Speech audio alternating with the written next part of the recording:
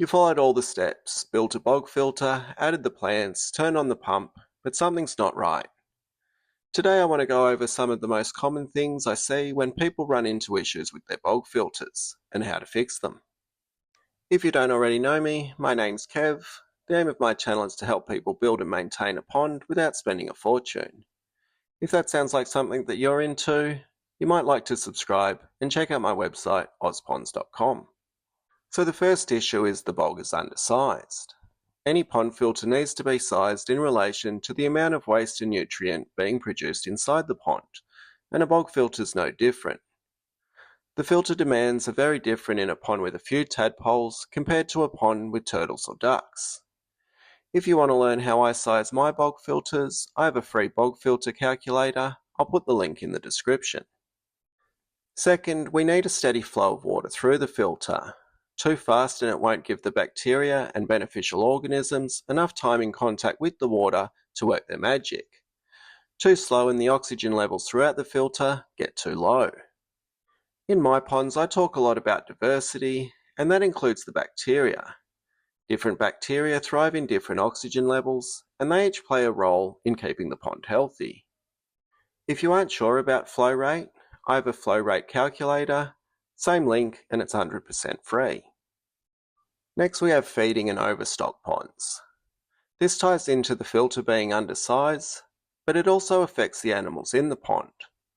I always prefer to keep understocked ponds. I reckon it gives the fish a better quality of life, kind of like free-range chickens versus caged chickens. More room is always better. Stress is one of the biggest reasons animals in captivity get sick, so give them plenty of room. Now this also impacts your filter. More fish means more waste, more food means more nutrient, and yet that means more work for your filter. So if you want big fish, or lots of fish, or ducks or turtles, give them plenty of room and then size the filter correctly. If you want me to create a video on how much water different animals need, let me know in the comments. Another issue I see a lot is people being impatient for results. Kev, I put in a pond with a bog filter and now I've got string algae. Help! Look, algae in a new pond is very common. It takes time for all the biological processes to kick in and stabilise. If you are impatient for results, you can treat with bacteria, and I've got links to the ones I like over at Ozponds.com. But try to avoid quick chemical fixes. Sometimes they're actually going to set the natural balance back, and then you'll end up relying on the chemicals. And that's not what we want. The idea of a bog filter is to mimic nature. And some string algae in your bog filter is actually a good thing. It keeps it out of the main pond, and it's great at absorbing nutrient. Plus in areas with flow, like your bog filter, it helps trap sediment. And that means you don't need to clean sponges. You just pull out the algae every now and then, throw it on the garden, and let it grow back. Free nutrient and free sediment trap. Now let's talk construction issues.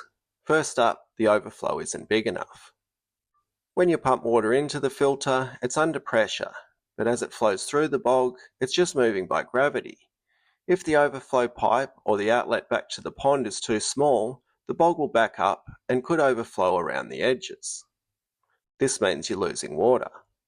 So if you're not sure, always test the filter before filling it with rock and pebble, and make sure that the water can easily escape back to the pond. Sometimes even if it starts off fine, plants or algae can build up and restrict the overflow, and then you've got the same problem. I like to use an overflow pipe twice the size of that of the inlet. And if I'm using a stream or waterfall, the width depends on the pump flow rate, which is something I cover in my blueprint. And sometimes if the overflow is too small, it can create a siphon or a vacuum, and that leads to a really annoying sucking sound. While we're talking about siphoning, if you run the pipe work straight into the filter and then the pump shuts off, it can siphon the water from the filter back into the pond. The most common way I design my ponds is that the bog filter sits up higher than the pond, so the water can overflow from the filter back to the pond. If the filter is inside the pond, you don't need to worry about siphoning. But if you do it like me, then you need to prevent the siphon if the pump shuts off. And because the filter is going to trap a lot of muck, We don't want it flowing back into the pond.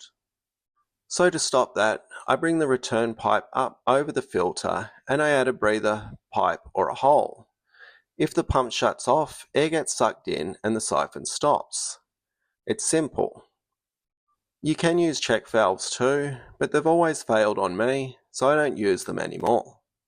And because the filter collects muck, it's also important to have a way to clean and flush it from time to time. A bog filter is very low maintenance compared to other filters, but it's still going to get clogged eventually. I have various designs I like to use, and again you can find them on my website, and they're all included as part of the blueprint download. And I also have videos showing how I clean my bog filters. And speaking of cleaning and clogged filters, we need to avoid using plants that will be too aggressive and prematurely clog the filter. So you will need to do some gardening in your bog filter to keep the root systems in check. Okay, let's do a quick recap. We need to size the filter and the pump properly. The free calculators will help. We need to make sure that the pond is sized for the animals that we want to keep. We don't want to overfeed or overstock the pond. We expect to have some string algae, especially in the initial phase.